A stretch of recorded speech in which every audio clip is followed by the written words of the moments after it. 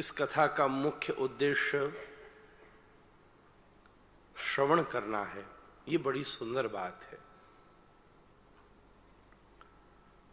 सभी लोग यहां समर्थवान हैं,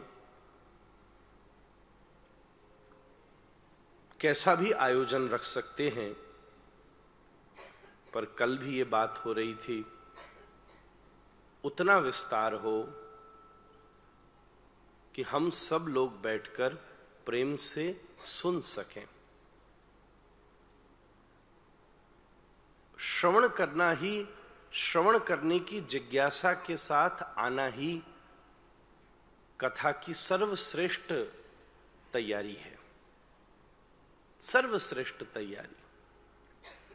अपन सब कुछ करें पर सुन ही न पाए तो सब कार्य व्यर्थ हो गया। श्रवण मंगलम। कथा की महिमा में एक बात कही गई है कि दुनिया में जितनी भी बातें हैं,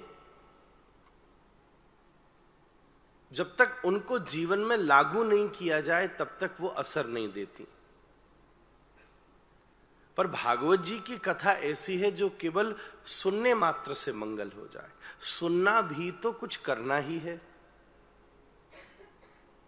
आप केवल सुनने आ रहे हो, पर इस सुनने आने के लिए कितना कुछ करना हो रहा है।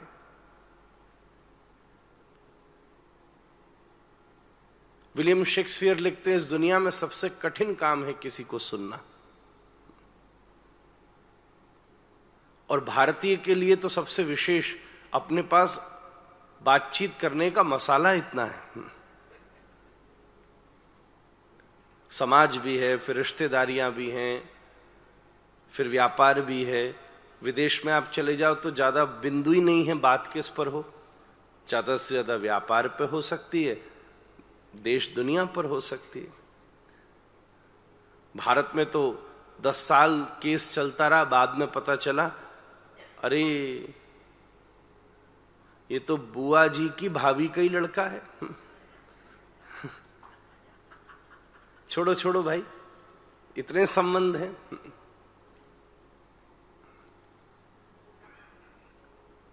कैसी सुंदर बात है। श्रवण करने के लिए 2-3 घंटे मौन साधना पड़ता है, निराभिमान होना पड़ता है। If you don't have the acceptance, आप कैसे सुन पाओगे। तो श्रवण करना भी एक बहुत बड़ा यज्ञ ही है। और वैसे भी जो हमारा पूरा अस्तित्व है भैया, उसमें एकमात्र कान ऐसे हैं जो केवल इंट्रोवर्ड है। ये कुछ भी बाहर बोलना नहीं जानते। जैसे आंख अंदर दृश्य ले भी जाती है और बाहर भी आंसू निकाल देती है।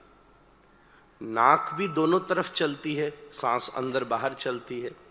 मुख से शब्द बाहर आता है, भोजन भीतर जाता है। तो हमारे शरीर की जितनी इंद्रियां हैं उनमें 2 वे फ्लो है। पर कान एकमात्र ऐसा है जिसका केवल आंतरिक प्रवाह है। ये बाहर कुछ भी कही, ये बात अलग है कि इसकी गई बात मुंह से निकल जाए। एक पुरानी कहानी बड़ी प्रसिद्ध है कि एक बार अकबर के दरबार में एक मूर्ति वाला 3 मूर्ति बनाकर लाया और तीनों मूर्तियों का वजन बिल्कुल एक सा था, धातु भी एक सी थी। पर बोले पहली मूर्ति 10,000 की, दूसरी 10 लाख की, तीसरी 10 करोड़ की। बोले भाई इतना फर्क कैसे पड़ गया? धातु भी एक सी, सब कुछ एक सा। बोले कुछ ना कुछ तो अंतर है, खोजा जाए। तो बीरबल ने ध्यान से देखा तो कान में एक छेद था। बोले यही अलग लग रहा है बस। तो एक मोती लेकर कान के छेद में डाला, तो पहले वाले के डाला तो एक कान में डाला तो दूसरे कान से निकल गया। दूसरी मूर्ति के कान में डाला तो एक कान में डाला, मुंह से निकल गया। और तीसरी मूर्ति के कान में डाला तो कहीं से नहीं निकला, उसके भीतर प्रवेश कर गया। बोले इसीलिए ये 10 करोड़ की है।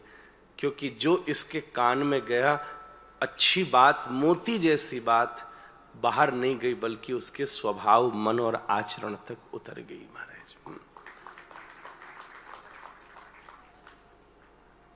जीवन में श्रवण के 4 प्रकार के प्रभाव होते हैं। देखो, सुनना तो अच्छी बात है ही, पर बड़ी बात यह है कि सुनने का असर कब तक है। ऐसा न हो जाए कि 10-15 दिन के बाद वही ढोल के पोल सुहावने, सब खुल गई बात। शास्त्रों में वर्णन है, एक प्रभाव होता है जिसको अपन कहते हैं चंदन प्रभाव। ध्यान दीजिएगा, चंदन का प्रभाव कैसा है?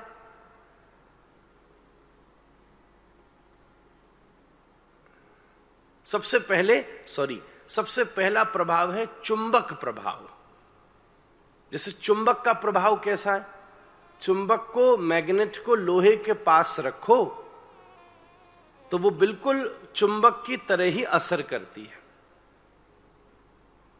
एक मैग्नेट के पास लोहा हो और लोहे के आगे दूसरी मैग्नेट रख दो या दूसरा लोहा रख दो तो वो चुंबक की तरह ही खींचेगा।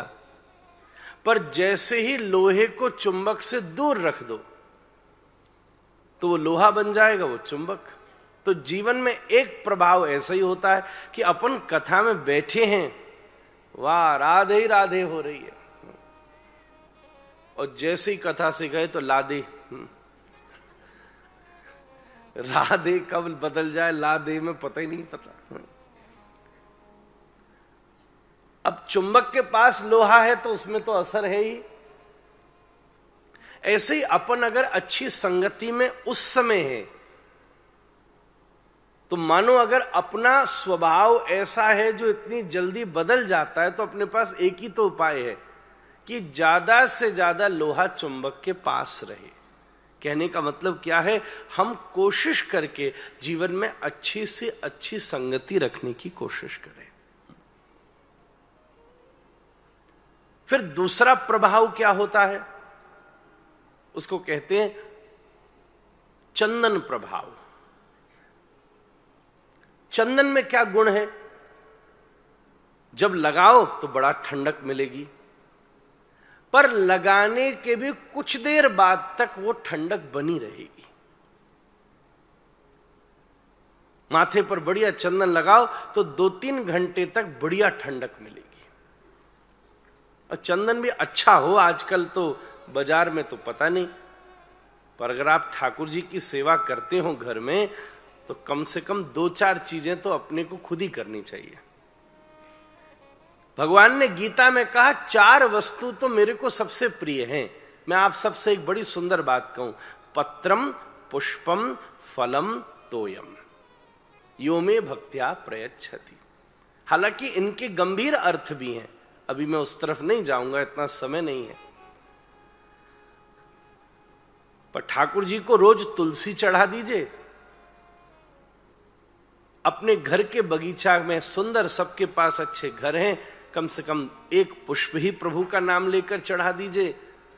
अपने हाथ से फल अमनिया करके ठाकुर जी के सामने हम भगवान को कर्म देने को तैयार है, फल देने को तैयार नहीं है। कि ठाकुर जी काम तो आप करो, फल हमको मिलना चाहिए। पर श्रेष्ठ भक्त कौन सा है जो कहता प्रभु सब फल आपके ही है महाराज। और अंतिम बात, जल।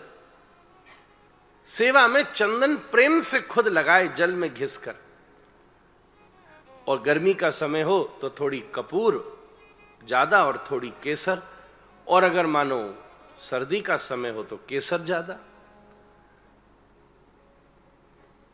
जैसे ऐसा घर में बढ़िया चंदन आपने घिसाओ तो चंदनम शीतलम भवती। मस्तक पर तो तिलक होने ही चाहिए, कितनी बढ़िया शोभा बनती है महाराज। एक बार तो दिन में लगा ही लीजिए, अच्छा रहेगा, आपके मन को भी बड़ी शांति मिलेगी।